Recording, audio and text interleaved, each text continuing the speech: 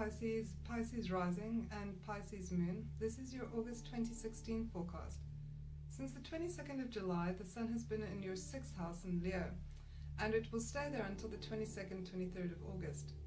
This makes the predominant focus this month 6th house concerns. The 6th house has to do with work that needs to be done, details that need to be attended to. It's also the house that has to do with routines and habits around health. So this will be a month where you focus on taking care of yourself, what habits need to change, and things that you can do to improve your physical vitality, through diet, exercise. Look at yourself as a mechanism and see what needs to change or be let go of. What habits and routines can you modify for better results? On the 23rd of August, the Sun will go into your 7th house, which will shift the focus from routine and health to relationships. So the focus will really be on partnerships and significant one-on-one interactions, whether business or romantic. But we can talk a bit more about that next month. The new moon in Leo is in your 6th house, again underlining the need to look at health and habits that need to change. Where can you improve? What can you make more efficient? What can you do to take better care of yourself? So look at things that need to change and what needs to be let go of. There are trines from the 6th house to Saturn in the 10th from the moon and the sun. This, however, is more specifically work career orientated. Here, hard work and detailed planning and constructive planning and careful attention to detail pay off professionally.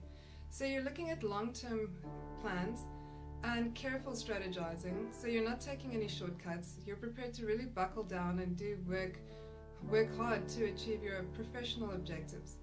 So this can also show recognition for work that you've already done in the past that you're now receiving credit for, and assistance from older people or peers.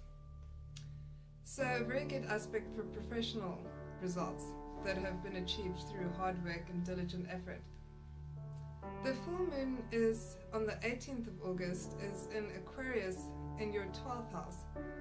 This shows that Pisces' periodic need for seclusion, to kind of have time to yourself and retreat to recharge the antenna. And you have been feeling a lot of sensitivity, heightened sensitivity, especially as a result of the Saturn square Neptune from your 10th to your 1st house. This has been going on for a couple of months, and it's still going to perfect again in September. And it's an aspect that will have had really eroded your self-esteem. It will have made you feel uncertain about your goals and objectives, and maybe even a little bit paranoid about things, about your direction in life, and confidence in general will have taken a knock. So Pisces will be very happy when this aspect moves along at last. So, like I said, the full moon in the 12th house has very constructive aspects between the moon and the sun and Uranus, but at the same time, being in the 12th house, it's really your time for periodic withdrawal, and assessment of things. You're, like I said, you're trying to keep those antennae clean and just recharge your batteries. So it's a good time for that. And with so much going on in the August month for Pisces, this is certainly something that you'll want to do. Like I said, to prevent that sensory overload. So with the aspects to Uranus from the moon and the sun, you should have new, fresh insights into actions from the past and things that are having unpredictable results. You could have it could also be good for coming up with new strategies around finances, as that's where Uranus is. And, these are insights that you'll gain from spending a little bit of time alone. So, like I said, that's what you should do. Have some quiet time and retreat. The first of the month kicks off with a lovely trine from Venus and Uranus between the 6th and 2nd houses.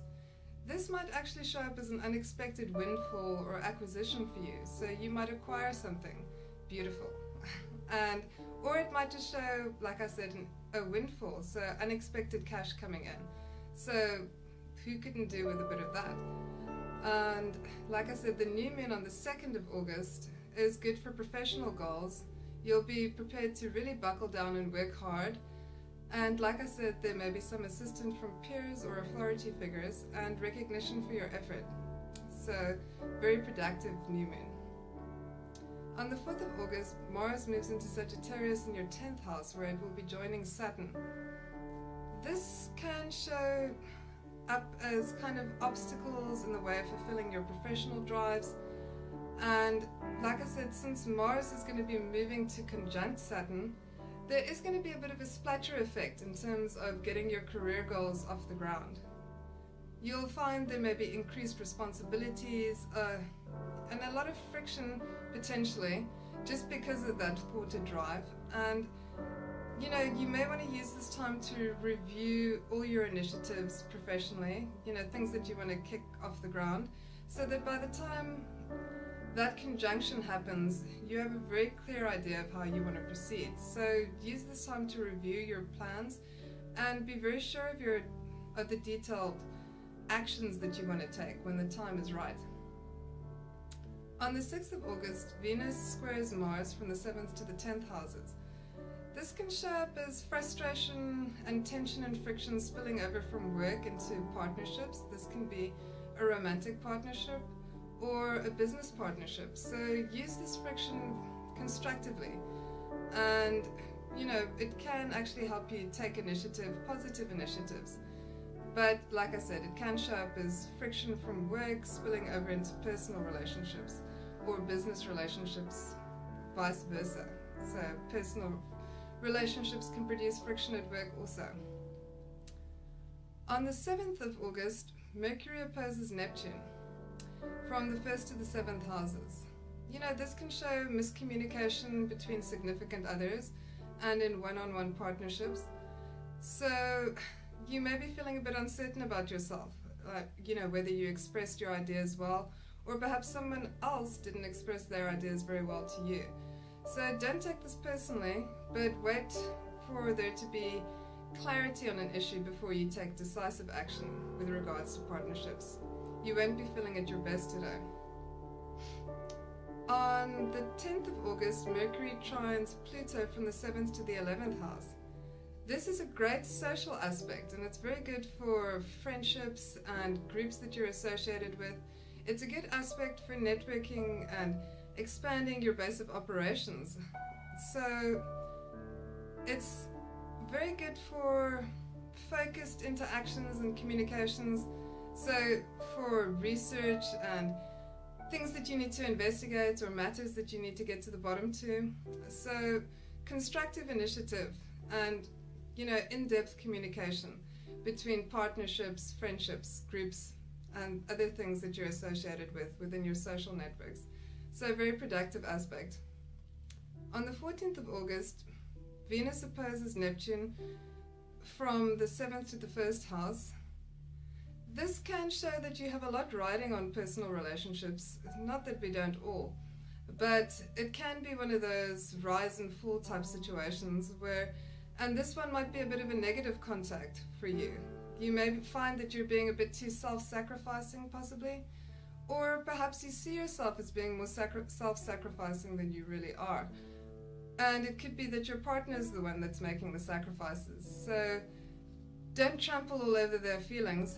And at the same time, they could be trampling over yours, but try not to take it personally. This too shall pass. On the 16th of August, the Sun trines Uranus from the 6th to the 2nd house.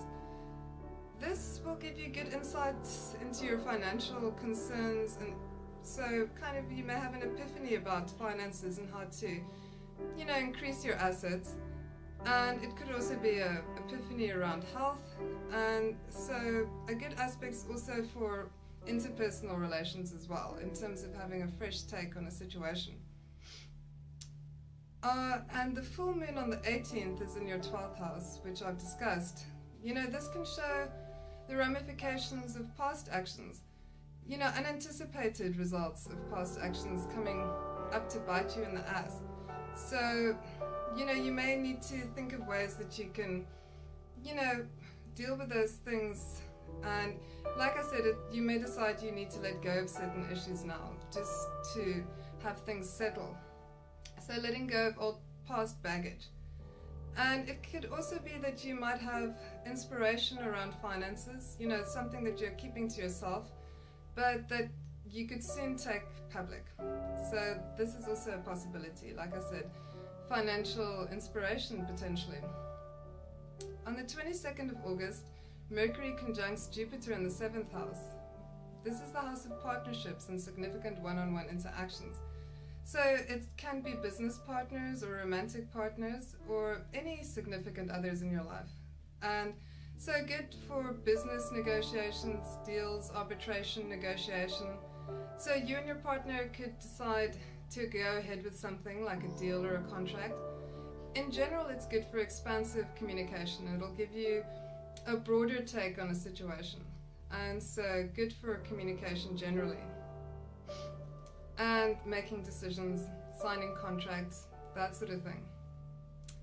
Okay, on the 23rd of August, the Sun goes into the Virgo in your 7th house. And like I said, this is going to put the spotlight on relationships for you for the end of the month and into September. So, like I said, all relationships, business, romantic, and so it'll also be a very good social aspect for you, generally speaking, in terms of relating to other people in various walks of life. So, also negotiating with partners and significant others, but more on that next month. On the 24th of August, Mars conjuncts Saturn in the 10th house. So, once this aspect passes, you'll be able to move ahead. But in the meantime, like I said, it's been leading up to obstacles and delays professionally. Professional setbacks, things that you want to get off the ground that aren't taking off. Obstacles to having your professional drives set into motion. But, like I said, if you've used this time wisely, you should have gone over the details of things that you're involved with or schemes so that you're very sure of yourself by the time Mars moves away from Saturn. So use this for tenacity and surety of purpose. On the 26th of August, Mars squares Neptune from the 10th to the 1st house. This will show that you still need to spend some time thinking through a professional decision. You may be feeling confused about an action or a communication, and it may be that you're being deceived and you need to wait for more information before you proceed.